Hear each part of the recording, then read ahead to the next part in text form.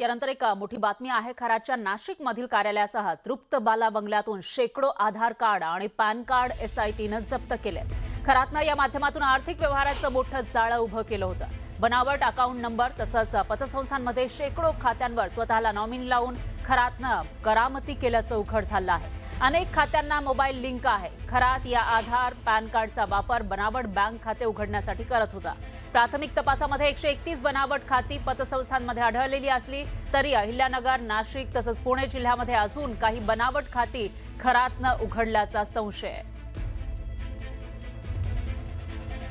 तर भोंदू खरातचं हे मायाजाल नेमकं कसं होतं ते आपण समजून घेण्याचा प्रयत्न करूयात ग्राफिक्सच्या माध्यमातून। भोंदू खरातचं घर आणि कार्यालयावर छापा टाकण्यात आला आहे आणि त्यामधून हे मायाजाल आता उघडकीस येताना दिसून येत आहे। वेगवेगळे कारनामे समोर येत आहेत। तृप्त बाला हा त्याचा बंगला आणि या बंगल्यामधून आधार कार्ड आणि पॅन कार्ड मोठ्या संख्येने जप्त करण्यात आले। म्हणजे साधारणतः जेवढे लोक एखाद्या घरामध्ये राहत असतील त्यांचे आधार कार्ड आणि पॅन कार्ड तिथे असतील, पण या ठिकाणी मोठ्या संख्येने आधार कार्ड, पॅन कार्ड बनावट सापडलेले असल्याचं कळत आहे। बनावट बँक खाती उघडण्यासाठी कागदपत्रांच्या वापराचा संशय व्यक्त केला जातोय। त्याच्या बंगल्यामध्ये हे जे आधार कार्ड आणि पॅन कार्ड सापडलेले आहेत त्याच्या आधारे बनावट बँक खाती उघडली जात होती असं संशय आहे। प्राथमिक तपासामध्ये 131 बनावट खाती उघडल्याचं आतापर्यंत समोर आलेलं आहे। मात्र त्याचबरोबर अहिल्यानगर असेल, नाशिक असेल किंवा पुण्यामध्ये आणखी खाती उघडल्याचा संशय व्यक्त केला जातोय।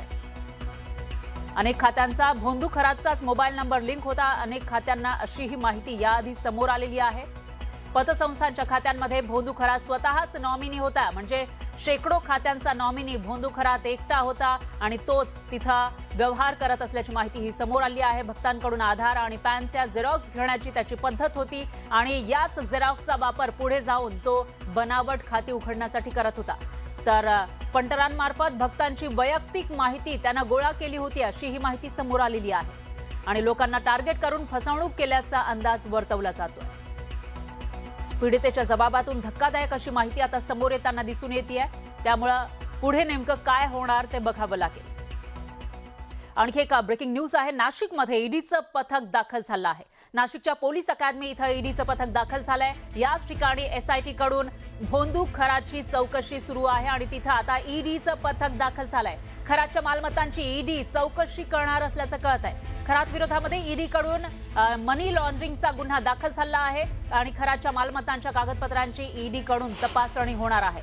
तपास यंत्रणांकडून बनवण्यात आलेल्या खरातच्या मालमत्तांचा सविस्तर अहवाल सुद्धा ईडीनं घेतल्याची माहिती समोर येते आणि या विषयी अधिक माहितीसाठी आपले प्रतिनिधी लक्ष्मण घाटोळे हे आपल्यासोबत जोडले गेले आहेत। लक्ष्मण, काय सांगाल? एकीकडे एसआयटी कडून चौकशी सुरू आहे खरातची आणि अशात हे ईडीचं पथक इथं दाखल झालंय। पुढे नेमकं काय होऊ शकतं?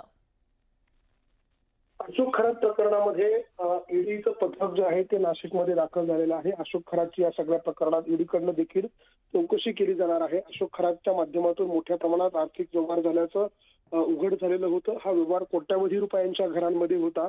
हे झालेले व्यवहार, हा आलेला पैसा नेमका कुठून आलेला आहे या सगळ्यांचा तपास करण्यासाठी आता या सगळ्या प्रकरणामध्ये ईडीची एंट्री झालेली आहे। खरं तर 2 दिवसांपूर्वीच ईडीने या सगळ्या प्रकरणात गुन्हा दाखल केलेला होता आणि त्या सगळ्याच्या अनुषंगानं त्या सगळ्या तपासासाठी हे ईडीचं पथक नाशिकच्या महाराष्ट्र पोलीस अकादमीमध्ये त्या ठिकाणी एसआयटीचं कार्यालय आहे तात्पुरत्या स्वरूपातलं, त्या ठिकाणी आता हे ईडीचं पथक जे आहे ते दाखल झालेलं आहे आणि त्यांच्याकडून अशोक या सगळ्या प्रकरणामध्ये खरातची चौकशी केली जाणार आहे आणि खरातच्या चौकशीमध्ये ईडीला काय मिळतं, कारण उद्या ईडीच्या या पथकाबरोबरच एसआयटीचं देखील पथक जे आहेत ते अशोक खरात याला न्यायालयात हजर करणार आहे। त्याची न्यायालय पोलीस कोठडी जी आहे ती उद्या संपते आणि तत्पूर्वी अशा पद्धतीने त्याच्या तपासाला वेग आल्याचं आपल्याला पाहायला मिळत आहे।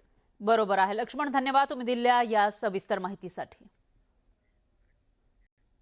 दरम्यान भोंदू अशोक खरातनं चौकशीमध्ये अनेक धक्कादायक खुलासे केल्याचं सूत्रांकडून कळत आहे आणि हे खुलासे तुम्ही ऐकले किंवा त्याचा जो जबाब आहे, जी वक्तव्य तो करतोय, डायलॉग बाजी ज्या पद्धतीने करतोय ते ऐकल्यानंतर सगळ्यांनाच धक्का बसेल। चमत्कार आणि वशीकरण नव्हे तर हातचालाखीनं महिलांना धमकावं, शोषण केल्याची कबुली खरातनं चौकशी दरम्यान दिल्याचं सूत्रांनी सांगितलंय। ज्या गोष्टींना लोक चमत्कार आणि वशीकरण समजतात ती हातचालाखी असल्याचं खरातनं या चौकशीमध्ये मान्य केल्याचं सूत्रांनी सांगितलेलं आहे। महिलांना जाळ्यात ओढण्यासाठी वापरलेल्या ट्रिक्सला त्यानं चमत्काराचं नाव दिलं असं खरातनं स्वतः चौकशी दरम्यान सांगितलंय। आता या बनवाबनवीमध्ये खरातला अन्य कोणाची मदत होती का याचा तपास सुरू आहे। ग्राफिक्सच्या माध्यमातून समजून घेऊयात नेमकं कशा पद्धतीनं हा खरात स्वतःच्या कृत्यांची, काळ्या कृत्यांची कबुली देतोय। नाव चमत्काराचं आहे, मात्र हात चलाकी केली असं भोंदू खरातने या ठिकाणी सांगितलेलं आहे। दुनिया झुकती है, झुकने वाला चाहिए, अशा पद्धतीची डायलॉग बाजी हा खरात जबाब नोंदवताना करतोय। चौकशीमध्ये अशी माहिती समोर आलेली आहे। खरातकडून चौकशीमध्ये धक्कादायक असे खुलासे केले जात आहेत। तपास यंत्रणांकडून अनेक दिवसांपासून चौकशी सुरू आहे, तपास सुरू आहे, प्रश्नांची सरबत्ती केली जाते आणि त्यावर खरात कशा पद्धतीने जबाब देतोय ते आपण ऐकतोय।